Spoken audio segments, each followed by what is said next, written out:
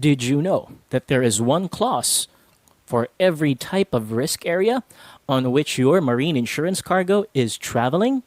We're going to talk about these three clauses today.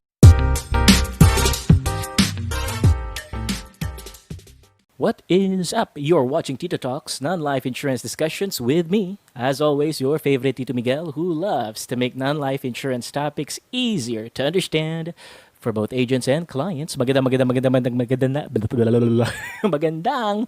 Friday po sa ating lahat. That was embarrassing. Happy Friday to all of you. Welcome to the weekend. We're so happy and thankful that you guys are here once again for another session on non-life insurance discussions, wherein we are still trying to fill up our marine insurance playlist, and this is our second video in the series. If in case you missed our first video wherein we talked about the basics of marine insurance and what different kinds there are in the market right now, you can check out that video right now. We're gonna link it right above here, and you're gonna find the playlist as well in the description. And we ended off on a note there that you have different types of marine insurances based on your risk areas. If you're traveling over land, if you're traveling over sea, and if you're traveling over the air. And as mentioned earlier, there are various types of clauses which will modify certain parts of your policy to fit these specific types of marine insurances. And these are what we know as clauses. Now, before we get into a discussion of these three clauses, I do believe there's another term that we have to define, and that term would have to be... Yes, of course, especially for the beginner agent who has only seen a policy for the first time. What the hell is a clause? Which sounds very Christmassy if you ask me. But if you take a look at the world of insurance and you're talking about policies in general, when you say the term clause, this refers to a specific section of the insurance policy that tackles a very specific aspect of the relationship between the insured and the insurer.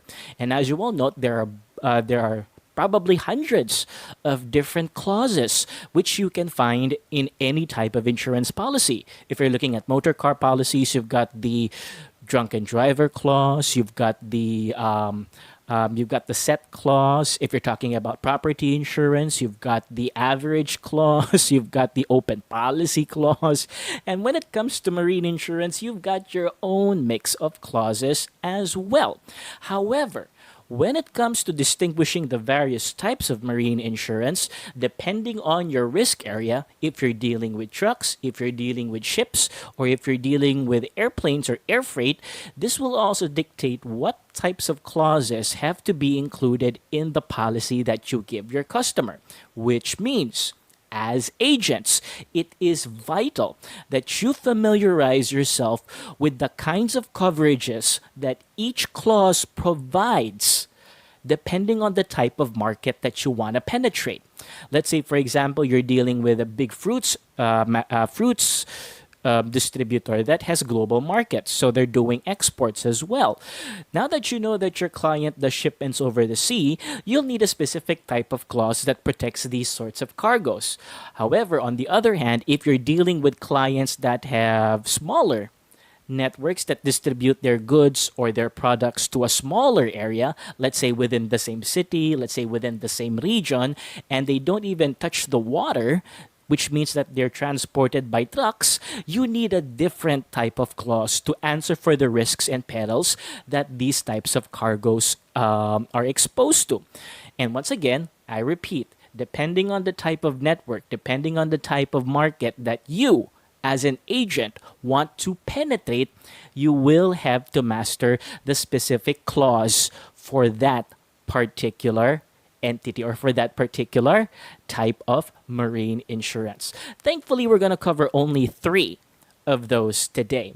Namely, you've got your institute cargo clauses, then you've got your truck risk clause, as well as your institute cargo clauses for the air. Now, each of these three clauses have their own types of coverage and have their own types of rules, regulations, requirements, warranties, and whatnot. And we're going to enumerate them today. And then further on in the following videos, we're going to go dive into each one of them individually. So let's start first by glossing over the institute cargo clauses. More commonly known as ICC. So if you ask most practitioners, they'll refer to it as ICC. Institute cargo clauses are mostly used for shipments made overseas or over water. So if the cargo itself finds itself on a ship, which is being transported from country to country or island to island, you will need Institute Cargo Clauses, ICC for short. Now, the funny thing about ICC or Institute Cargo Clauses is that they are further subdivided or they are further classified into three types. Thankfully, they're alphabetically arranged. You've got the ICCA, ICCB, and ICCC. Now, that makes a really nice tongue twister.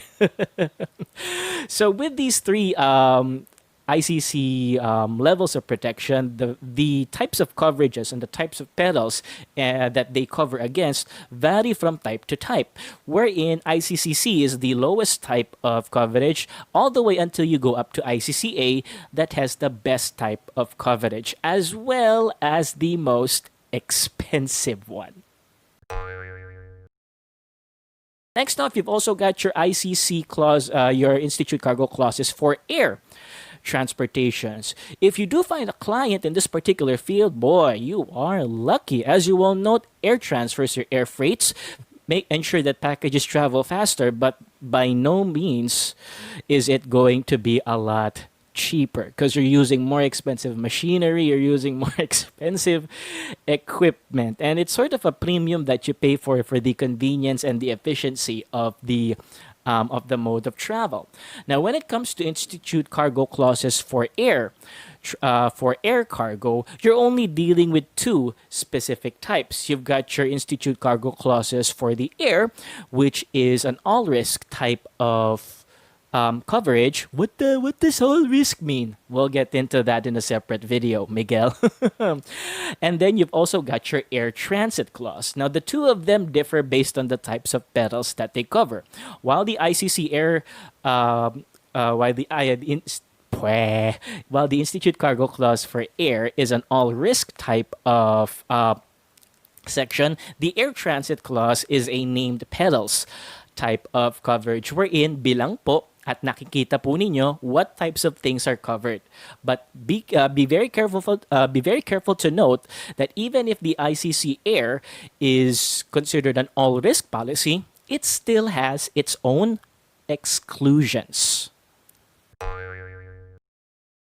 And then finally, probably the more common types that most beginner agents will encounter is the truck risk clause, which is used when your cargo is being boarded onto trucks which are transported from warehouse to warehouse.